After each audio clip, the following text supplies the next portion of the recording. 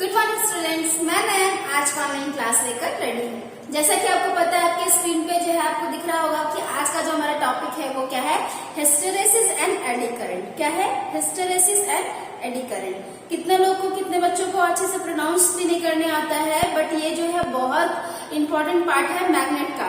ये आगे चलकर लॉसेस में चेंज हो जाएगा, तो आपको जो है पढ़ना, मैं आपको बता भी रही हूँ यहाँ पे, और साथ ही साथ आपके स्क्रीन पे यहाँ पे मेंशन भी किया मैंने, लेफ्ट साइड में आपको दिख भी रहा होगा, यहाँ पे लॉसेस का जिक्र किया गया है। ठीक है, तो यही जो है टॉपिक, यही आगे चल के ट्रांसफार्मर में, जनरेटर में, सब में लॉस में चेंज हो जाता है। ये नाम है और ये बाद में लॉसेस में कन्वर्ट हो जाता है। क्लियर है? तो अभी जो आपको जैसा पता है कि हमारा चैप्टर चल रहा है इलेक्ट्रोमैग्नेट्स एंड मैग्नेटिज्म का, तो ये इसका लास्ट टॉपिक है यहाँ पे। इसके बाद मैं एमसीक्यू आपको बताऊंगी मैग्नेट का, कम से कम 2 क्लास चलेगा सिर्फ एमसीक्यू का, ताकि आपका एग्जाम का प्रिपरेशन अच्छे से हो सके, और चैप्टर वाइज भी जितना आपने पढ़ा है वो सारा का एक समरी हो जाएगा। क्या हो जाएगा? समरी हो जाएगा। क्लियर है? तो आज हम लोग क्या पढ़ेंगे? हिस्टेरेसिस पढ़ेंगे और एडी करंट पढ़ेंगे। इन दोनों को पढ़ने के लिए सबसे पहले क्या चाहिए? इनका इंट्रोडक्शन चाहिए। क्लियर सा बात है? ठीक है, जाहिर सी बात है, जब तक आप टॉपिक का नाम नहीं पता कर पाओगे, टॉपिक है क्या वो नहीं पता कर पाओगे, तो उसके बारे में जानोगे कैसे, है ना? आपको आपके स्क्रीन के राइट साइड में यहाँ पे एक डायग्राम भी दिख रहा होगा, छोटा सा ग्राफ दिख रहा है ना? अच्छा, तो आज मुझे बताना है आपको इलेक्ट्रोमैग्नेट्स एंड मैग्नेटिज्म में ये last topic hysteresis and eddy current. ठीक है, हिस्टेरेसिस क्या है? तो हिस्टेरेसिस के बारे में इंट्रोडक्शन जान रहे हैं हम लोग। पहले दोनों के बारे में इंट्रोडक्शन जानेंगे, उसके बाद ही ये सारा जो है अपना जो पूरा का पूरा आपको दिख रहा है पॉइंट, ये सब क्लियर करेंगे।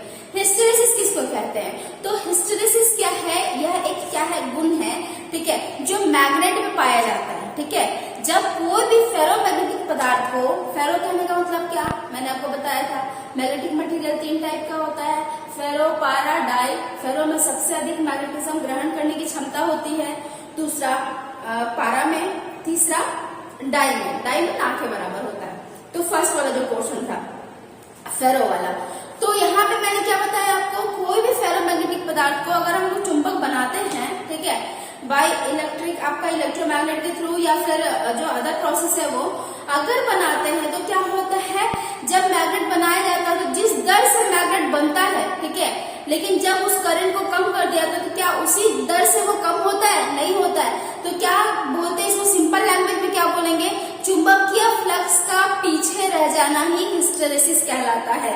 चुंबकीय फ्लक्स का पीछे रह जाना ही हिस्टेरेसिस कहलाता है। ठीक है, मैं आपको डिटेल में बता दी, यहाँ पे कोई भी फेरोमैग्नेटिक पदार्थ को हम लोग चुंबक बनाते हैं जब, तो जो प्रोसेस से बनाते हैं, सपोज मेरा इलेक्ट्रिक करंट के थ्रू बना रहा है, तो क्या हो रहा है यहाँ पे, जिस दर से मेरा इलेक्ट्रिक करंट बढ़ रहा है उस हिसाब से मैग्नेट भी बढ़ रहा है, लेकिन क्या होता है जब हम लोग उसको कम करते हैं, मतलब करंट हटाते हैं, तो क्या उसी स्पीड में बढ़ता है या उसी स्पीड में घटता है? नहीं, दोनों में क्या होता है, दोनों का अनुपात में अंतर होता है। तो क्या होता है, मैग्नेटिक फ्लक्स, इसके कारण ही मैग्नेटिक फ्लक्स पीछे रह जाता है। तो हम लोग सिंपल लैंग्वेज में इतना ना बोल के क्या बोल सकते हैं, सिंपल लैंग्वेज में फ्लक्स का पीछे रह जाना ही क्या कहलाता है? हिस्टेरेसिस कहलाता है। क्लियर है?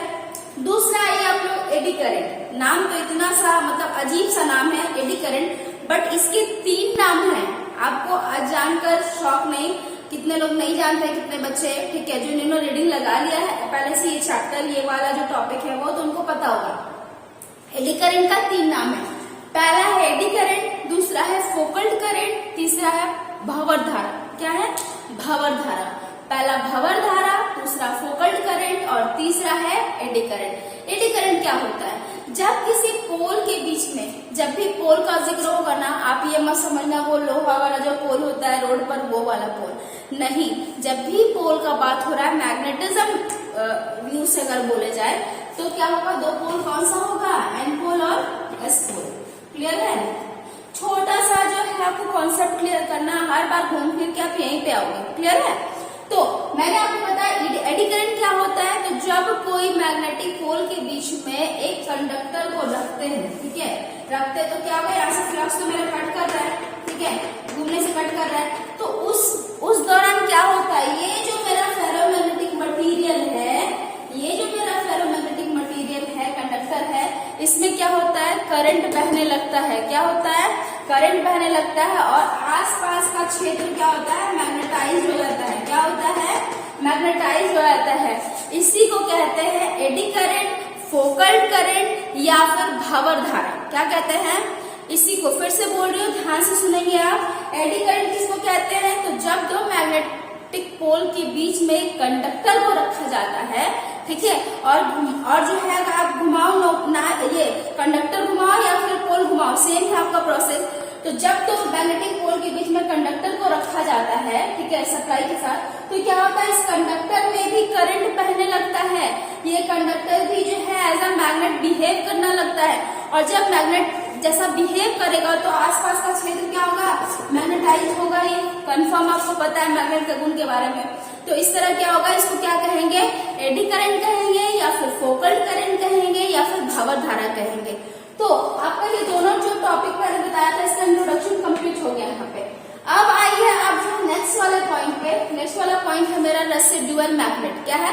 Residual magnet. जैसा कि मैंने आपको बताया, कोई भी कंडक्टर को, सपोज यही था, ठीक है, कोई भी कंडक्टर को आप क्या करते हो, सप्लाई देते हो, एसी सप्लाई देते हो, और उसके बाद उसको क्या करते हो, फेरोमैग्नेटिक मटेरियल को चुंबक बनाते हो। तो जब चुंबक बनाते हो, सप्लाई दे रहे हो, तब तक उसमें चुंबक का गुण आ रहा है, क्योंकि उसमें क्या होगा, फेरोमैग्नेटिक मटेरियल में हम लोग तार को, कंडक्टर को लपेट दिए, ठीक है। लेकिन जब सप्लाई बंद कर देते हैं ना, तो भी क्या होता है, उस वाले जो फेरोमैग्नेटिक मटेरियल है उसमें क्या होता है, करंट बहता ही रहता है बंद करने के बाद भी। तो यही जो रह गया थोड़ा गुण, ये करंट स्विच बंद करने के बाद भी क्या हो रहा है, उसमें करंट का गुण रह रहा है कि नहीं, चुंबक का गुण रह रहा है कि नहीं। तो ये जो चुंबक का गुण रह रहा है, इसको बोलते हैं हम लोग रेसिडुअल मैग्नेट, ठीक है। किसको क्या बोलते हैं, अवशिष्ट चुंबक। क्या बोलते हैं, अवशिष्ट चुंबक। अवशिष्ट मतलब क्या होता है, आप देखते हैं ना, अवशेष बोलते हैं, कोई भी चीज का अवशेष मतलब बचा खुचा। तो सेम यहाँ पे भी ऐसा ही है, अवशिष्ट चुंबक। जब आप किसी फेरोमैग्नेटिक मटेरियल को, सपोज ये कॉइल था, ठीक है, कॉइल में क्या कर दिया हम लोग, सप्लाई दे दिए, ठीक है, एसी सप्लाई दिया है मैंने, ठीक है, सप्लाई दिया है, तो क्या हो गया, ये वाला जो क्षेत्र है मेरा, सप्लाई देने के बाद ये तो आपका भी अगर कॉइल है, ठीक है, तो कॉइल के बीच में अगर हम कंडक्टर रख लेते सपोज, तो क्या हो रहा है, ये कंडक्टर जो है कैसा बिहेव कर रहा है, ऐसा मैग्नेट बिहेव कर रहा है, ठीक है, सप्लाई देने के बाद। लेकिन अगर सप्लाई हटा देते हैं ना, तो भी इसमें मैग्नेट का कुछ गुण रह जाता है, उसको हम लोग बोलते हैं रेसिडुअल मैग्नेट, अवशिष्ट चुंबक, ठीक है। ठीक, क्लियर हो गया, अवशिष्ट चुंबक। अब यही अवशिष्ट चुंबक को हटाने के लिए, जैसे सपोज कहीं हमको अवशिष्ट चुंबक का जरूरत नहीं है, जैसा मैंने बताया कि आप स्विच ऑफ कर दिए, उसके बाद में उसमें मैग्नेट का गुण है, ठीक है, लेकिन मुझे क्या चाहिए, स्विच ऑफ करते साथ वो वाला जो मैग्नेट का गुण है वो तुरंत खत्म हो जाए, ऐसा हम चाह रहे हैं। तो उस टाइम क्या होगा, उस टाइम एक फोर्स लगाया जाएगा, विपरीत करंट दिया जाएगा। उस करंट का नाम क्या है, कोरोसिव फोर्स। क्या नाम है, कोरोसिव फोर्स। क्या नाम है, कोरोसिव फोर्स। आपसे पूछा भी जा सकता है एग्जाम में, आईटीआई के एग्जाम में, या जॉब के पर्पज से जो आप एग्जाम देते हो, या फिर जनरल आप तैयारी जो कर रहे हो उस पे, तो बोला जाएगा रेसिडुअल मैग्नेट को खत्म करने के लिए कौन सा अपोजिट फोर्स लगता है।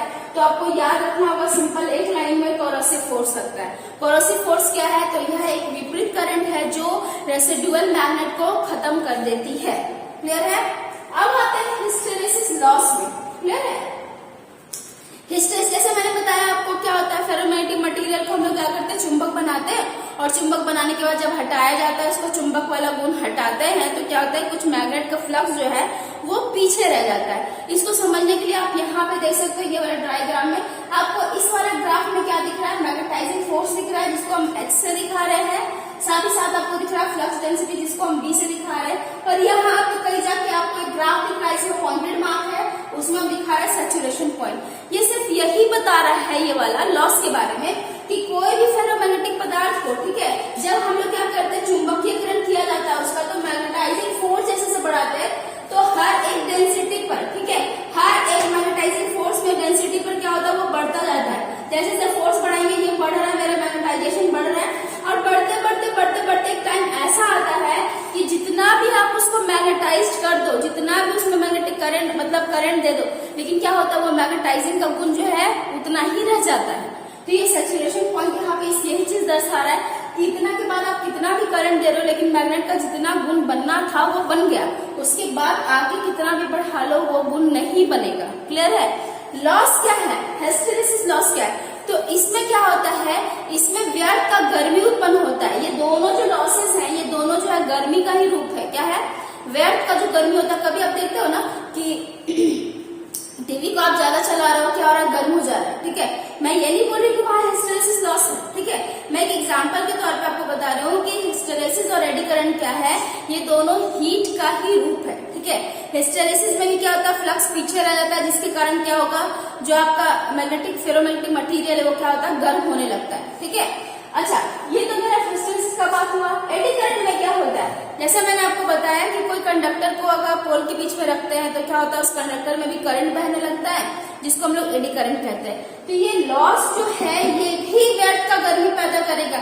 आप देखोगे जो बड़ा बड़ा ट्रांसफार्मर में, जनरेटर, मोटर वगैरह में व्यर्थ का गर्म हो जाता है, मशीन गर्म हो जाता है, किसके कारण होता है, एडी करंट के कारण होता है। किसके कारण होता है, एडी करंट के कारण होता है। एडी करंट अगर नहीं रहेगा तो मशीन में व्यर्थ की गर्मी उत्पन्न नहीं होगी।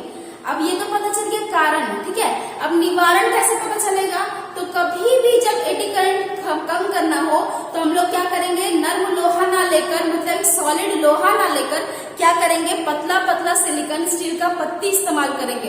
कोई भी बड़ा चीज बनाना है, सपोज यहाँ पे कोई इस तरह का शेप है, ठीक है, इस तरह का चाहे तो हम लोग क्या कर सकते हैं, मोटा लोहा काट के भी ले सकते हैं। लेकिन यहाँ क्या हो रहा है कि क्या ले रहे हैं हम लोग, सिलिकॉन स्टील का तो है ही, साथ साथ पतला पतला लैमिनेटेड पत्ती भी लेना है। तो इसी तरह का अगर हम इसी तरह का सेम हम अगर जैसा बनाना है, इतना मोटा बनाना है, सपोज हमको इतना मोटा बनाना है, ठीक है। इतना मोटा बनाने में हमको कम से कम इसमें जो 50 पत्ती लग रहा है इस तरह का, तो क्या करेंगे, 50 पीस इसको लेकर क्या करेंगे, यहाँ पे यही वाला शिफ्ट कर देंगे।